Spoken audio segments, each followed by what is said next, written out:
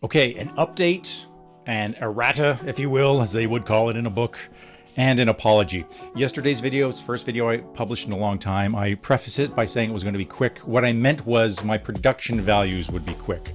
I wanted to get a video out there just because I wanted to try the oven method, and I didn't do my usual careful quality check because I just wanted to dive in and do it. And so we ended up with a video that I did in Clipchamp with all of the audio on the left channel.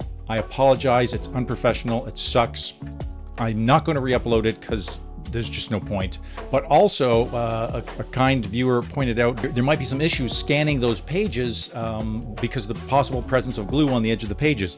And although I said in the video I wasn't going to try to scan, I actually did after I finished recording.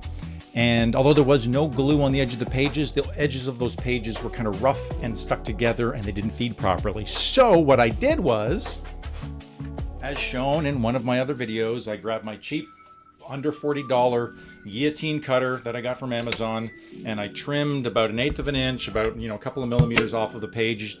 Do it 10 pages at a time. It takes like 2 or 3 minutes, and then the pages feed perfectly. The other thing I did was I had another book that I wanted to try, again just to see the results. I tried after the book that I showed. This was an old catalog, Tape and Disc Guide to Home Entertainment. Kids, ask your grandparents about what discs and tapes are. Anyways, I left this in for about 15 minutes at 225, and it just beautifully fell apart. I mean, you can see it's hard now, but when I first took it out, that glue was just almost liquid. And I pulled it, what I did was I pulled it apart about 10 or 20 pages at a time rather than page by page. And then again, cut the edges off with the guillotine cutter to trim them up, so there's very unlikely a chance of it getting stuck in the page feeder. These pages are quite brown. That's because it's a cheap newsprint. It didn't turn brown in the oven. That was one of the other concerns that a viewer posted on the channel, concerned about the paper turning brown. I agree, it could be a concern. I'm hoping at the temperatures under 200, 225, and the time 10, 15 minutes.